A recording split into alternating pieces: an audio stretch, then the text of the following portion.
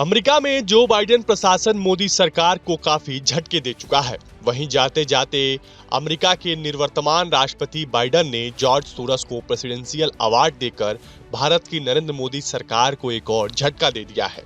20 जनवरी को नवनिर्वाचित राष्ट्रपति डोनाल्ड ट्रंप शपथ लेंगे।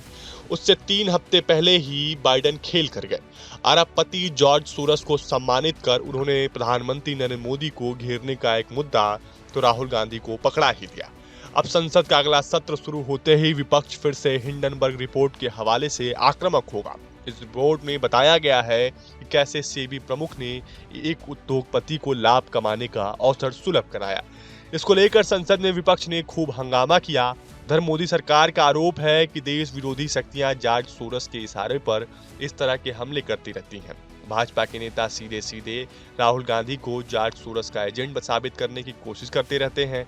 लेकिन अब घोर मोदी विरोधी जॉर्ज सोरस को अमेरिका के राष्ट्रपति जो बाइडेन ने प्रेसिडेंशियल अवार्ड से सम्मानित कर दिया है, तो यह आरोप और पुख्ता हो गया। जो बाइडेन भी मोदी को नापसंद करते हैं और उतना ही अधिक ट्रंप मोदी को पसंद करते हैं। अमेरिका का प्रेसिडेंशियल अवार्ड अपने यहाँ की भारत रत्न जैसा है। इस पुरस्कार से सम्मानित होने के बाद जॉर्ज सोरस को एक नई प्रतिष्ठा मिल गई। भविष्य में उन्हें लोकतंत्रवादी और मानवाधिकार के लिए लड़ने वाले योद्धा के रूप में याद किया जाएगा। जॉर्ज सोरस को आज की तारीख में दुनिया का सबसे बड़ा दानवीर समझा जाता है और उन्होंने अपनी नेटवर्थ से कहीं अधिक पैसा तमाम एनजीओ को फंड कर रखा है। यह बात अलग है कि उनके आय का स्रोत क्या है, यह रहस्य के आवरण में है। पूर्वी यूरोप के अन्य कम्युनिस्ट देशों में भी उनकी दखल रही। जॉर्जिया के रोज रिवॉल्यूशन को उन्होंने ही सफल बनाया।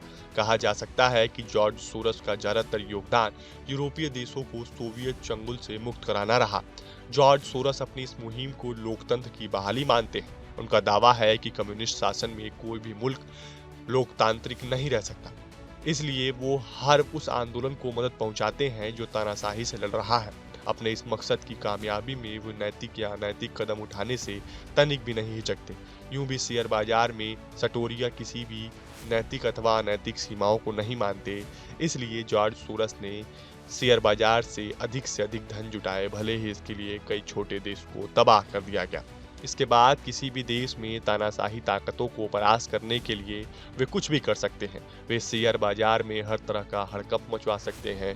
इसके लिए वे हिंडनबर्ग की रिपोर्ट का सहारा भी लेते हैं। हिंडनबर्ग के मालिक ने स्वेच्छा से कई देशों के शेयर बाजार में घपलों को उजागर कर दिया है। Organisation crime and corruption reporting projects यानी OCCRP दुनिया भर में पत्रकारों का एक वैश्विक नेटवर्क है जो अलग अलग देशों में आपराधिक षड्यंत्रों का खुलासा करता है। इसने पिछले वर्ष आए हिंडनबर्ग रिपोर्ट को ही सच बताते हुए आरोप लगाया है। संसद में पिछले सत्र में विपक्ष के नेता ने इसे लेकर इतना हंगामा किया कि लगभग हर दूसरे तीसरे दिन संसद एडजर्न करना पड़ा। पूरा विपक्ष इस रिपोर्ट के हवाले से सरकार को घेरता रहा। हिंडनबर्ग के मालिक एंडरसन वित्तीय अनियमितताओं का खुलासा करते रहे। वो एक अमेरिका नागरिक हैं और दुनिया भर में ऐसे खुलासे करते रहते हैं। उनके खुलासे को OCCRP के जरिए और हंगामा करवाया जाता है और OCCRP को सोरस का ओपन सोसाइटी फाउंडेशन यानी OSF फंड प्रदान करता है। इसलिए बीजेपी के प्रवक्ता सीधे सीधे जॉर्ज सोरस को निशाने पर लेते हैं।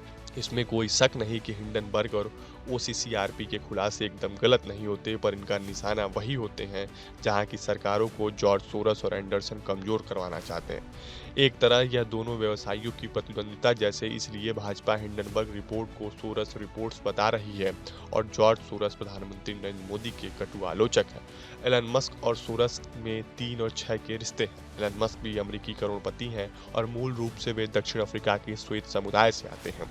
एलन मस्क ने भी शेयर बाजार में खूब कमाया और अब वे मैन्युफैक्चरिंग में हैं। दुनिया की सबसे महंगी कार टेस्ला के निर्माता वही हैं जो जिस भी धंधे में घुसते हैं वहां प्रतिद्वंदी कंपनियों का सफाया कर देते हैं। उनकी भी सामाजिक कार्यों में रुचि है और सरकार को बनाने बिगाड़ने में भले ही वो माहिर ना हो, लेकिन अमेरिका की राजनीति में उनकी दखलंदाजी रहती ही है। खासकर डोनाल्ड ट्रंप के वे बहुत करीबी हैं और उतने ही जो बाइडेन से उनके रिश्ते खराब हैं। लेकिन अन्य देशों की राजनीति में वे नहीं कूदे।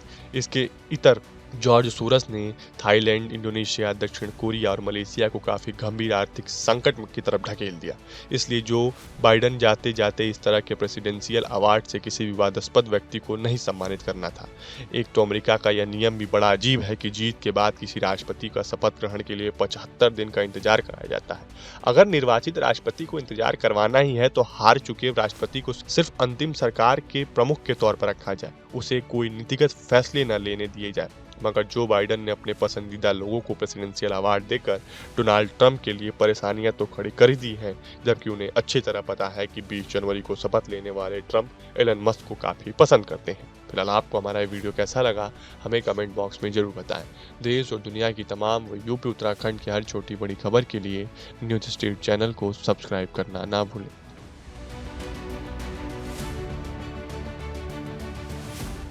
न्यूज नेशन अब व्हाट्सएप पर खबरों के ताजा अपडेट के लिए न्यूज नेशन के इस क्यूआर कोड को स्कैन करें।